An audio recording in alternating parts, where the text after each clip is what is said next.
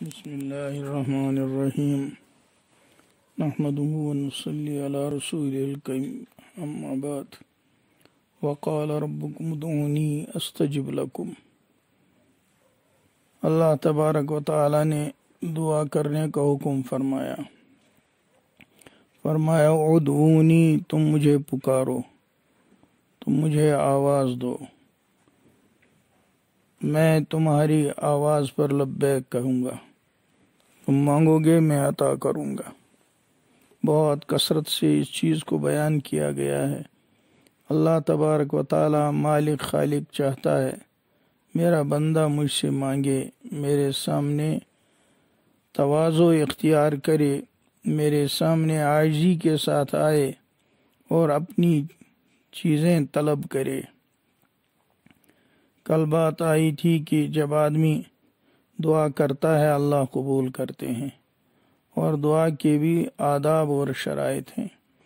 ان آداب میں سے یہ بھی ہے کہ آدمی کا کھانا پینا حلال ہو، اور حدیث پاک میں فرمایا بعض مرتبہ آدمی کہتا ہے یا اللہ یا اللہ یا اللہ، مانگتا ہے، مگر فرمایا اس کا کھانا پینا لباس حرام ہے، فَأَنَّا يُسْتَجَابُ، تو کیسے اس کی دعا مانی جائے؟ تو ایسی چیزوں کا حل یہ ہے کہ آدمی دل میں پکا ارادہ کر لے کہ میں غلط چیز استعمال نہیں کروں گا، اور اگر کچھ غلطی ہوئی ہے، لوگوں کے حقوق میرے پاس ہیں، غلط چیز میرے پاس آئی ہے، میں اس سے اپنے آپ کو پاک صاف کروں گا۔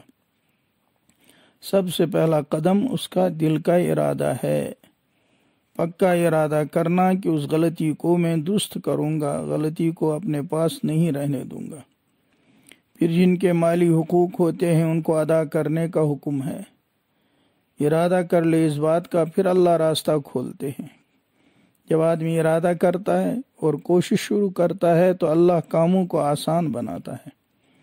اسی طرح سے جن کے حقوق ضائع ہوتے ہیں، والدین کے حقوق ہیں، اولاد کے حقوق ہیں، پڑوسیوں کے حقوق ہیں، چھوٹوں بڑوں کے حقوق ہیں، حقوق کی ادائیگی، جو حق ضائع ہو جائے اس حق کو ادا کرنے کی کوشش، یا تو معاف کرا لے یا ادا کرنے کی کوشش کرے۔ اور غذا میں احتیاط بہت ضروری ہے۔ آدمی اس معاملے میں لاپرواہی کرتا ہے۔ غذا کا معاملہ ایسا ہے، رزق کا معاملہ ایسا ہے، آدمی نے لقمہ کھا لیا، اگر وہ حرام لقمہ ہے تو اس کو پیٹ میں پہنچا دیا آدمی نے، اب واپس کیسے نکالے گا؟ وہ بڑے لوگ تھے، حضرت ابوبکر صدیق رضی اللہ تعالی عنہ، ان کا مشہور واقعہ ہے کہ غلام کچھ کہیں سے کما کر لایا تھا، اور وہ جب حضرت ابوبکر صدیق رضی اللہ تعالی عنہ کو بھی کھلایا، اور آپ کو معلوم ہوا یہ تو صحیح کمائی نہیں ہے، تو آپ نے فوراً اس کو قے کر دیا۔ بڑے لوگوں کی بات ایسی ہوتی ہے۔ ہم جیسے لوگوں کا معاملہ یہ ہے، کچھ کھا لیا، وہ پیٹ میں گیا، غور بھی نہیں کیا، اس کے بعد وہ خون میں شامل ہو گیا، گوشت میں شامل ہو گیا، ہڈیوں میں شامل ہو گیا، پورے بدن میں سرایت کر گیا، اب کیسے اس کو الگ کرے گا؟ اس لیے اس معاملے میں اور زیادہ احتیاط کی ضرورت ہے۔ یہ شریعت کا اور اللہ کا انسان پر احسان ہے کہ اس نے ایسی راہیں رکھی کہ ایسا ہونے کے باوجود توبے کی صورت بتائی۔ آدمی حق معاف کراتا ہے یا واپس ادا کرتا ہے، اور اس میں بھی اتنا رحم کیا، یہ ضروری نہیں ہے کہ اس کو بتا دے یہ وہ حق ہے جو میں نے طلب کیا تھا، ہدیے کی صورت میں دے دیا۔ تو اس طرح سے پھر آدمی کا معاملہ ٹھیک ہو جاتا ہے۔ لیکن سب سے پہلا قدم ہے کہ اس کے ذہن میں یہ بات آئے کہ میں دوسرے کا حق ادا کروں گا، میرے پاس دوسرے کی چیز آئی ہے، میرے پاس حرام چیز آئی ہے، اس کو میں جدا کر کے اپنے آپ کو پاک صاف بناؤں گا۔ پہلے جب ارادہ کرتا ہے اور ارادے کے بعد ہی آدمی قدم اٹھاتا ہے، اس قدم میں اللہ کی طرف سے نصرت آ جاتی ہے، اور ارادے پر ہی اللہ کی طرف سے ثواب بھی ملنا شروع ہو جاتا ہے، اور منزل آسان ہوتی ہے۔ لیکن یہ بھی ہمت نہ ہارے آدمی کہ سوچے میں کہاں ٹھیک کر سکتا ہوں، کیسے کر سکتا ہوں۔ یہ شیطان کا اثر ہے، بلکہ آدمی کچھ بھی کر سکتا ہے جب وہ ارادہ کرتا ہے۔ ایک آدمی کتنے بڑے بڑے پہاڑ کو توڑ دیتا ہے، کیسے لوہے کو پگھلا دیتا ہے، کن چیزوں کو مسخر کرتا ہے، ہاتھی پر، اونٹ پر، شیر پر سواری کرتا ہے، اللہ نے اس کے اندر اتنی طاقت دی ہے۔ حضرت مفتی محمود صاحب گنگوئی رحمۃ اللہ علیہ سناتے تھے، فرمایا ایک آدمی نے مجھ سے سوال کیا کہ حضرت انسان اشرف المخلوقات ہے تو پھر جن اس کو کیوں ستاتے ہیں، کیسے ستا سکتے ہیں؟ اشرف المخلوقات کو تو ستانا نہیں چاہیے۔ تو حضرت فرماتے تھے، میں نے اس کو جواب دیا، اشرف المخلوقات کا یہ مطلب نہیں جو آپ نے سمجھا کہ اس کو کوئی نہ ستائے، جن نہ ستائے، جن تو پھر بھی بڑا ہے، چھوٹا سا تتیاں شہد کی مکھی جیسی، وہ اس کے منہ پر کاٹ دے تو دیکھو اشرف المخلوقات کے منہ کا حلیہ کیسا بن جائے گا۔ وہ تو چھوٹا سا جانور بھی ڈنک مارے تو کچھ سے کچھ ہو جاتا ہے۔ اشرف المخلوق کا یہ مخلوقات ہونے کا مطلب یہ نہیں ہے کہ اس کو کوئی کچھ نہیں کہہ سکتا، بلکہ اشرف المخلوقات ہونے کا مطلب یہ ہے کہ اس کے اندر اللہ نے ایسی صلاحیت رکھی ہے کہ اگر یہ اس صلاحیت سے کام لے تو اس کا مقام ملائکہ سے بھی اونچا ہو جائے، بلکہ ملائکہ اس کی خدمت میں لگیں۔ اسی لیے حدیث پاک میں آیا ہے، جب آدمی طلب علم میں ہوتا ہے تو اللہ کے نورانی فرشتے اس طالب علم کے قدموں کے نیچے پر بچھاتے ہیں۔ یہ اس کو مقام ہو گیا کہ اشرف المخلوقات نے اپنی استعداد استعمال کی طلب علم میں، تو ملائکہ اس کے قدموں کے نیچے پر بچھانے لگے۔ ذکر اللہ کی مجلس میں بیٹھا تو ملائکہ نے اس مجلس کو چاروں طرف سے گھیر لیا، ایسا اس کا مقام بن گیا۔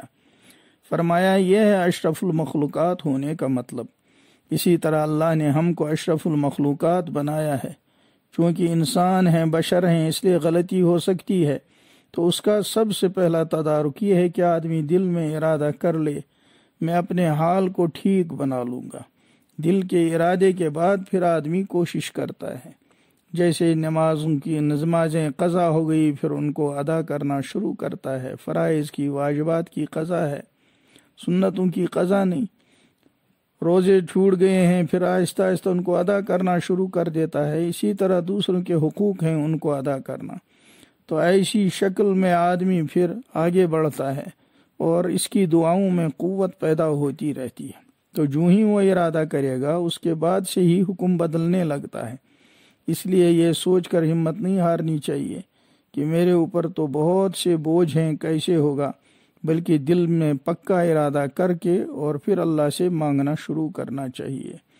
اللہ پاک ان دعاؤں میں پھر طاقت ڈالیں گے، اور دعاؤں کے علاوہ اس کے سوا ہمارے پاس دوسرا کوئی راستہ ہے ہی نہیں۔ اس بات پر میں اس لیے بار بار زور دے رہا ہوں رمضان المبارک میں کہ یہ گھڑیاں پھر نہیں رہیں گی، یہ اوقات پھر نہیں رہیں گے۔ اس وقت جو موقع ملے اللہ سے مانگنے کا، اس کو غنیمت سمجھنا چاہیے۔